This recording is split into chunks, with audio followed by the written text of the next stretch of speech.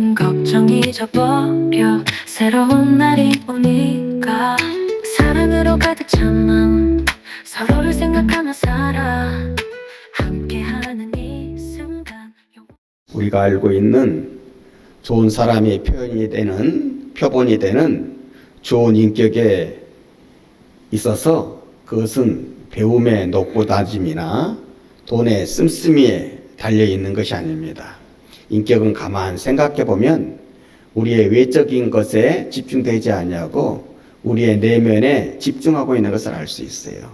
무엇을 생각하고 어떻게 행동하는지 그 마음에 따라서 나타나는 그 모습에 따라서 우리 인격의 좋고 나쁨이 결정되는 것입니다. 이제 사도 바울께서 고린도 교회 교인들로부터 자기가 개척한 교회임에도 불구하고 배척을 받습니다. 따돌림을 받습니다. 또한 비난을 받습니다. 그 이유 중에 하나는 사도 바울이 그곳에 들어온 거짓 선생들에 비해서 지도자감이 못 된다고 하는 것입니다. 고린도 교인들을 지도자 될 감이 안 된다고 하는 그런 것에 있어서 여러 가지로 비교를 당하고 또 그 비교 속에서 욕됨을 감당하고 있습니다. 사실 사도 바울의 입장에서 보면 얼마나 마음이 아프겠습니까? 오늘날 같이 사제간의 이해가 무너진 이런 경우에 있어서도요, 교회적으로 보면 개척하신 목사님들은 교회가 크고 작고를 떠나서 굉장히 그 교회 교인들한테 대우를 받습니다. 공경을 받습니다. 왜? 개척하는 거에 있어서 그만큼 수고했다고 하는 것을 그 교인들이 받아들이고 있기 때문에 그런 것이 있죠. 그럼에도 불구하고 사도 바울은 그런 대접을 못 받았다고 하는 것입니다. 참 인간적으로 생각하면 너무나 큰 상처와 아픔을 고린도 교회 교인들로 받고 있는 사도 바울이지만 그 모든 것을 그리스도 안에서 소화해내고 또한 승화시켜서 그들을 미워하지 아니하고 그들을 어떻게 해서든지 다시 주님의 품 안으로 되돌리려고 다시 재교육시키려고 노력을 하게 되는데 부득불 자기가 아무리 생각해봐도 다른 재주가 보이지 않는 거예요. 자기가 하기 싫어하는 방법만이 보여지는 거예요. 그래서 내가 부득불 좋아하지 않는 방법이지만은 내가 싫어하는 그러한 모습이지만은 내가 너희들을 진정으로 주님 앞으로 다시 한번 되돌리게 하기 위해서 내가 부득불 그 방법을 사용하려고 한다. 그 방법은 바로 너희들에게 들어온 거짓 선생들이 너희들에게 그토록 크게 사용하였던 그 자랑하는 방법을 통하여서 나도 너희들을 주님 앞으로 다시 복음 앞으로 순수하게 돌아오게 하려고 한다 하면서 이제 오늘 본문 말씀 속에서 사도 바울이 인간적으로 자기가 가지고 있는 그 배경들을 내놓기 시작하는데 참으로 대단하다. 아니할 수가 없습니다. 우리가 16절에 보면 내가 다시 말하노니 누구든지 나를 어리석은 자로 여기지 말라. 만일 그러하더라도 나로 조금 자랑할 수 있도록 어리석은 자로 받으라. 사도 바울은 자기가 자기 자신을 자랑한다고 하는 것이 얼마나 어리석은 것이라고 하는 것을 알아요. 근데 자기도 그런 자랑을 좋아하지도 않습니다. 그런데 자기도 생각하는 그 어리석은 방법을 부득불 행하겠다고 하는 것입니다. 왜냐하면 지금 이 순간은 너희 고린도 교회 교인들을 회개시켜서 주님 앞에 순수한 교인으로 다시 나오게 하는 데에는 내가 아무리 생각해봐도 그 방법밖에 떠오르지 않는다고 하는 것입니다.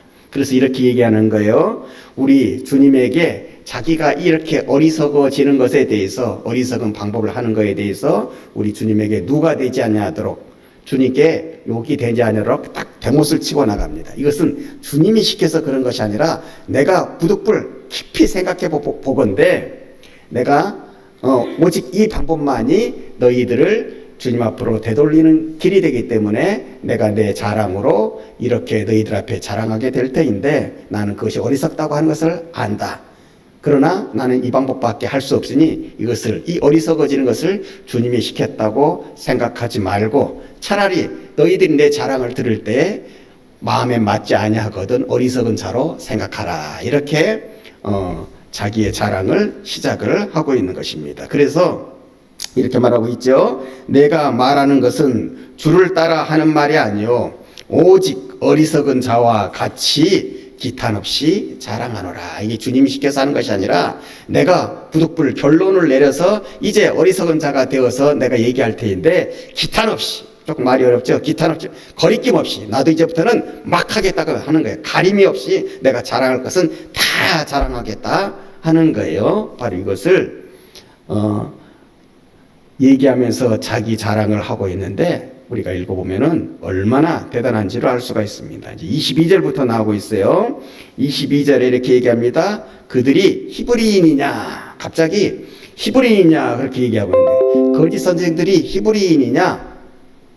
이 히브리인이라고 하는 말 속에는 어떤 말이 있냐면은 나도 히브리인이다 이 말이야. 그리고 특별히 내가 더 자랑할 것이 있다 이 말이에요. 사도 바울은 유대 나라에서 이렇게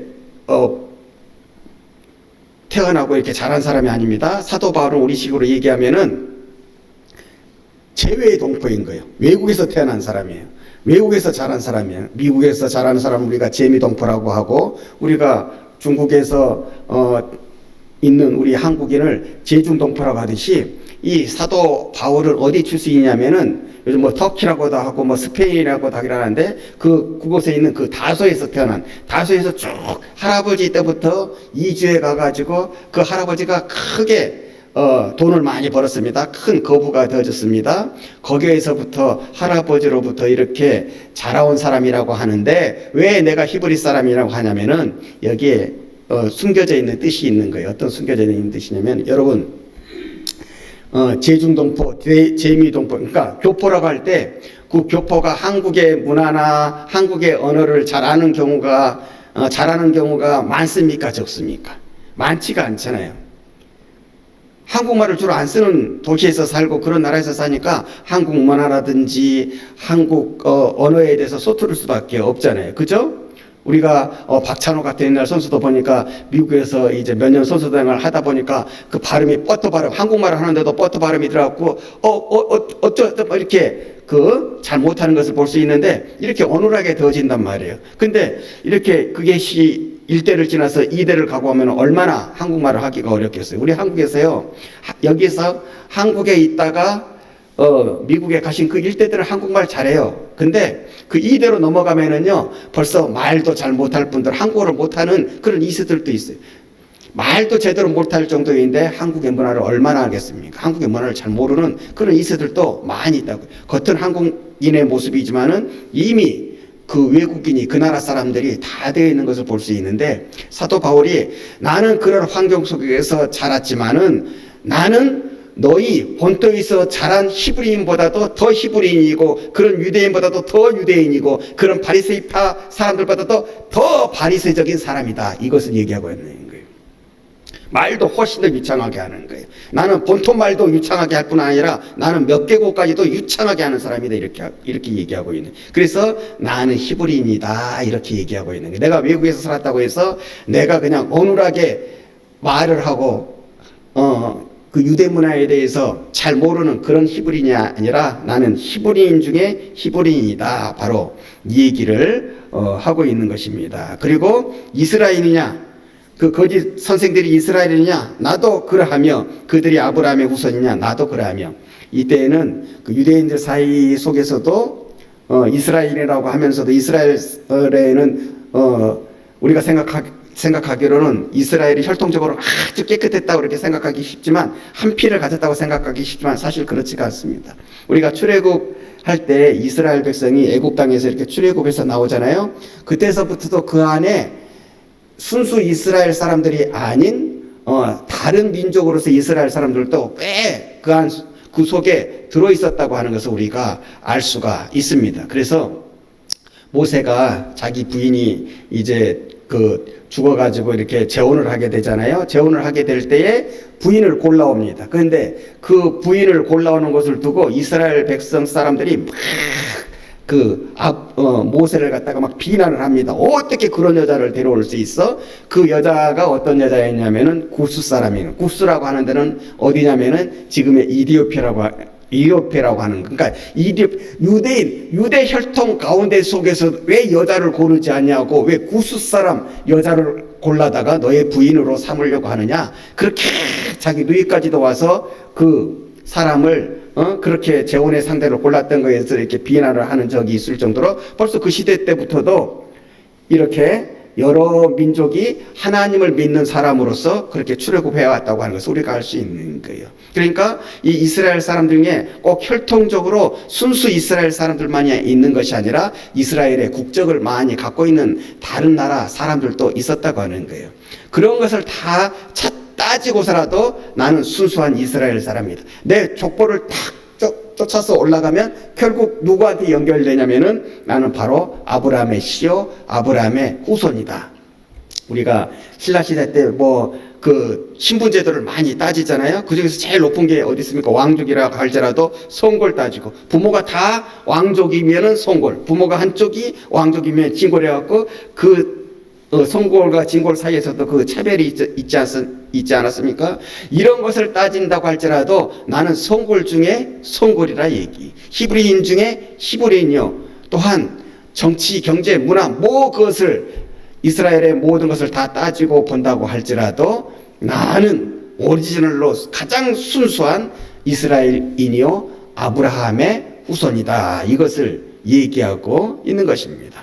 또 나가서 이제는 23절에 이렇게 얘기하고 있죠. 그들이 그리스도의 일꾼이냐? 그래, 그 거짓 선생들이 그리스도의 일꾼이냐? 나도 그리스도인의 일꾼이다. 그러나 그리스도의 일꾼됨을 따진다면 나를 따를 자가 없다. 그 사람들은 조족, 지열, 세 발의 피라고 하는 것이죠. 나한테 비교하면은 그 사람은 그리스도의 일꾼이라고 하는 이름을 내놓을 수조차 없을 정도의 초라한 사람들인데 너희들이 그런 사람들을 따르고 나를 배척하느냐? 그리스도의 일꾼됨의 모습을 볼 때 내가 어떠한 사람인지 너희들이 진정 모른단 말이냐? 너희들이 모른 척 하는 것 같게 내가 오늘 이 순간을 통해서 완연하게 밝히겠노라 하면서 자기가 왜 얼마나 그리스도 일꾼됨을 얘기하고 있는데 말이죠. 여러분 보세요. 일꾼의 기준이라고 하는 게 뭡니까? 일꾼의 기준은 당연히 일을 많이 했다는 것으로 나타날 수가 있는 것입니다. 예수 그리스도의 일꾼할 때 일단 시간을 따질 수가 있습니다. 그리스도의 일꾼으로서도 몇 년을 지내었니 하면은 나는 6개월이요, 나는 1년이요, 나는 평생을, 이렇게 하면 누가 가장 가장 오랜 기간을 예수님을 따라다니는 사람이 더 합당하게 그리스도인의 일꾼이라고 하지 않겠습니까? 또 있는 것입니다. 여기에서 끝나지 않냐고 또 뭐가 있느냐? 그분을 위해서 얼마나 고생을 했느냐? 얼마나 고난을 당했느냐? 우리 시기의 말씀으로 말씀을 드리면은 얼마나 우리가 우리의 십자가를 지고 살았느냐? 예수 그리스도를 위해서. 그것을 한번 생각해 봐라. 그것을 이렇게 나열해 놓고 있는데 가만 생각해 보니까 자기들이 그렇게 잘났다고 섬겼던 그 거짓 선생들과 비교할 수 없을 정도로의 예수님을 통한 십자가를 이 사도 바울이 지고 있었다고 하는 것을 우리가 알 수가 있는 것입니다. 여러분, 그것이 23절에 나오고 있는데 내가 수고를 넘치도록 하고 옥에 갇히기도 더 많이 하고 매도 수없이 맞고 여러 번 죽을 뻔도 하고 40에서 하나 감한 매를 맞기도 하고 또 그것뿐입니까? 그 선교 여행을 하면서 몇 번이나 바다에서 빠져 죽을 뻔하고 수고하고 있으며 여러 번 자지 못하고 줄이고 목마르며 여러 번 굶고 춥고 헐벗었나라. 이야, 정말로 선교 여행을 하면서 여행객이 가질 수 있는 모든 고난은 다 겪었죠. 배고픈 것, 매 맞는 것, 모욕당하는 것, 죽을 뻔하는 것, 다 그것을 내가 예수 그리스도의 일꾼으로서 감당해 내었노라. 너희가 나와 비교하고자 하는 그 선생들과 비교해 볼 때 그들이 나한테 비교나 되겠느냐? 그 연수에서부터 그가 그리스도의 일꾼으로서의 사역을 통해서 얼마나 고난을 짊어졌느냐? 그게 비교가 되느냐? 그것을 얘기하고 있습니다. 그런데요, 진짜 참된 일꾼 되는 데는 이것보다도 더 중요하게 생각해야 되는 것이 있어요. 그분의 일을 하면서, 그리스도의 일을 하면서 내가 어떤 마음가짐을 가지고 따랐느냐고 하는 거예요. 내 마음은 원치 않은데 어쩔 수 없어서, 두려워서, 무서워서 내가 그분을 위해서 열심히 수고했다면은 그 수고는 어떻게 말씀드릴까요? 정말 수고로운 것은 맞지만은 최고의 수고라고는 할 수가 없는 거예요. 가장 큰 수고는 마음으로까지 함께 드리는 수고인 거예요. 그런데 사도 바울은 어떻게 그 수고를 감당했느냐? 28절에 나오고 있어요. 이 외의 일은 고사하고, 내가 지금까지 얘기한 것은 다 차치하고서라도, 다 빼고서라도 나는 지금도 가장 큰 짐을 지고 있다. 가장 큰 그리스도의 일꾼으로서의 십자가를 감당해내고 있다. 그것이 무엇이냐? 내 마음으로 가지는 눌림이다. 이렇게 얘기하고 있는 거예요. 이외의 일은 고사하고 아직도 날마다 내 속에 눌리는 일이 있으니 곧 모든 교회를 위하여 염려하는 것이라. 그 염려가 어떤 것이냐면 29절에 누가 약하면 내가 약하지 아니하며 누가 실족하게 되면 내가 애타지 아니하더냐. 누가 믿음 가운데 제대로 쓰지 못하면 내가 그것이 너무나 가슴에 짐이 돼가지고 내가 정말 안타깝게 생각하고, 누가 정말 실족하게 되면은 그 실족한 사람보다도 내가 더 가슴이 저려가지고 내가 발을 동동 구리며 나는 그토록이나 사랑했다. 여러분, 교회가 커지면은요 이렇게 생각할 수 있어요. 교인 한 명이 뭐 다른 데 간다고 그러면은 뭐 갈 수도 있지 이렇게 생각하겠지만은요, 진정한 목자는요 그렇게 생각을 안 해요. 하나님께서 맡겨주신 것이 아무리 크다고 할지라도 거기에서 내가 내 양으로 있던 분이 어디 간다고 하면 굉장히 가슴이 아파하고, 그 믿음이 떨어진다고 하면은 굉장히 내가 가슴을 저려요. 그것이 진짜 목자의 마음이어야 되는. 이 사도 바울은 그런 마음을 그렇게 수많은 교회를 세웠지만은 그 교회의 양들 속에서 한 양이 정말 힘들고 어려워하고 실족할 지경이 되면은 내가 그 누구보다도 내가 가슴 졸이면서, 내가 그 당사자보다도 내가 힘들어하면서 괴로워하면서 내가 가슴을 치면서 하나님 앞에 기도하는 내 그런 사람에 따라 이렇게 얘기하는, 이게 누구의 마음입니까? 예수님의 마음인 거예요. 예수님께 100마리의 양이 있어요. 9마리는 잘 되고 있어요. 그러니까 한 마리가 딴 데로 갔어요. 어디로 가는지 모르겠어요.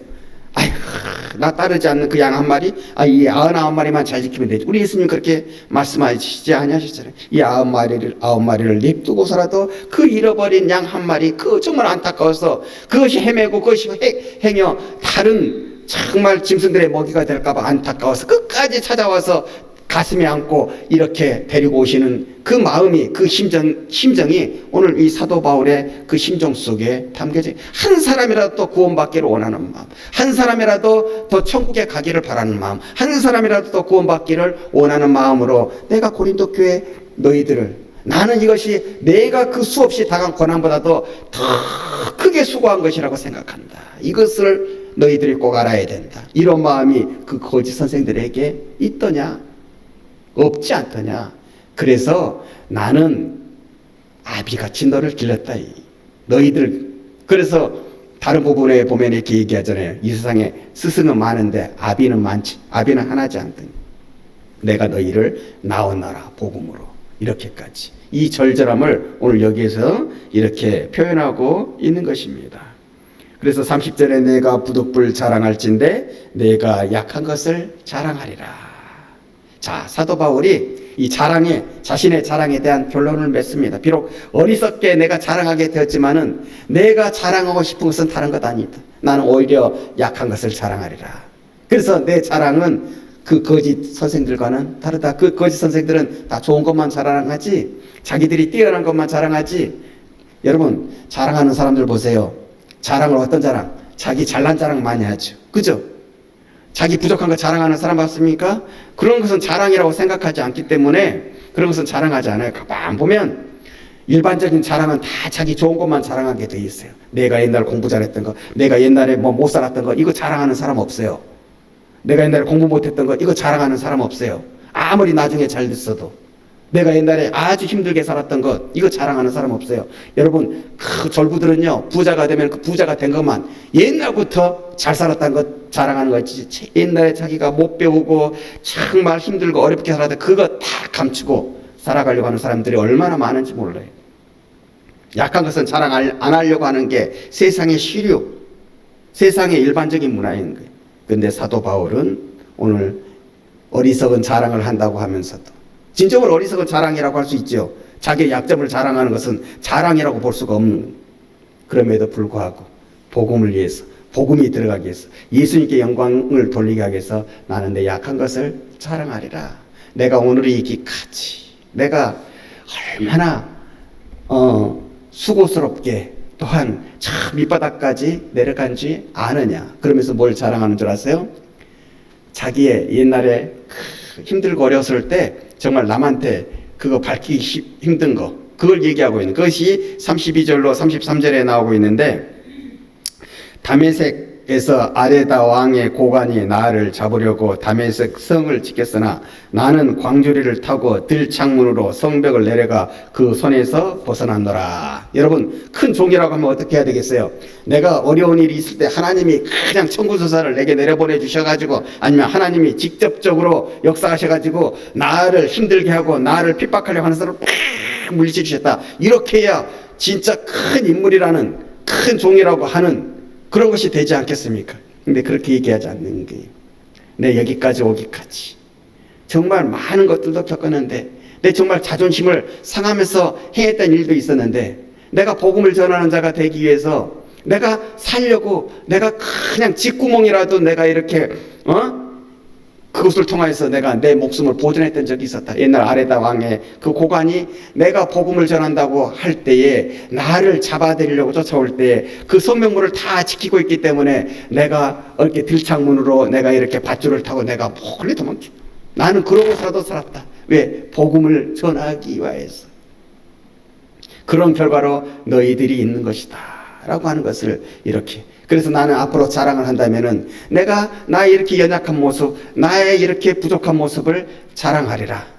그러나 내 약하게 자랑하는 것이 오히려 하나님의 강한 것을 드러내게 되리라, 그렇게 얘기하는 거예요.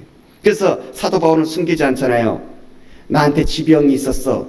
근데 내가 다른 사람을 기도할 때는 고쳐준 적이 있는데, 내 병을 위해서 내가 3번이나 간구했는데 나는 내 병을 내가 고치지 못했어. 그것을 볼 때에 다른 사람들이 어떻게 생각하겠어요? 주 예수를 믿으라. 주 예수를 믿으면 병고침의 역사가 일어난다. 이렇게 얘기할 때, 아예 사도 바울이 지 병도 고치지 못하면서 뭘 주 예수를 믿으면 병이 고쳐진다고 얘기해? 이렇게 얘기할 수도 있잖아요. 그러면 이런 것을 숨겨야 되는 거예요. 그냥 고쳤으면은 이제 예수님께서 고쳤으니까 이제부터 잘 믿고 살아가. 이렇게 얘기하기만 하면 되는 거잖아요. 그러나 사도 바울은 그러지 않았어요. 그렇게 병 고치는 큰 역사가 일어났음에도 불구하고 실제로 나는 내 병도 못 고치는 그런 사람이었다. 주님께서 내 병도 고쳐주시지 아니하였다. 그러나 내가 그것으로 인하여서 주님의 복음을 전하는 데 실패한 것이 아니라, 내가 그렇게 몸이 약했지만은 내 약한 가운데 더 강하게 하시는 하나님의 역사가 나타나서 나는 복음의 사역을 이렇게 완전하게 감당하며 살아가노라. 내가 약한 데에서 오히려 온전하여짐이라. 자기의 약함까지도 주님의 영광을 위한 이렇게 모든 샘플로 다 내어놓았던 이 위대한 인물이, 이 마음의 씀씀이가 넉넉한 인물이 이제는 누가 보아도 참 인격자라고 할 수 있는 사도 바울의 모습이 여기에 나타나고 있는 것입니다. 그래서 사도 바울은 하나님께서 힘들게 하시든지, 아니면 사도 바울이 굉장히 높아진 때도 있었거든요. 그럴 때에도 보통 사람들과 같이 실족하지 않냐고, 주님의 영광을 자기의 영광으로 이렇게 바꾸지 않냐고 끝까지 겸손하게 살아서 하나님께 영광을 돌리는 그런 사람으로 살았던 것을 우리가 성경 속에서 이렇게 찾아보게 되어지는 것입니다. 사랑하는 여러분, 우리가 주님을 위해서 낮아질 때 주님이 우리를 높여주십니다.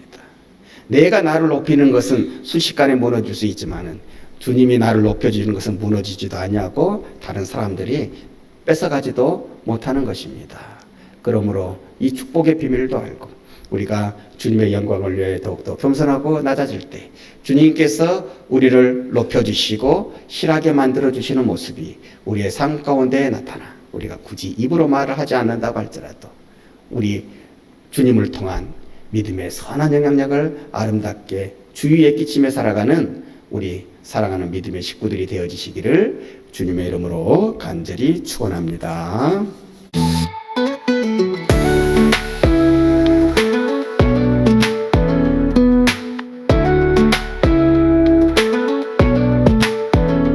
작은 기적 큰 기도 우리가 함께 만들어 마음 깊은 곳에서 뜨거운 마음 느껴봐. 새벽이 밝아오는 그 시간 기쁨이 우릴 감싸고 희망이 넘치는 세상 우리가 꿈꾸던 그곳 빛을 따라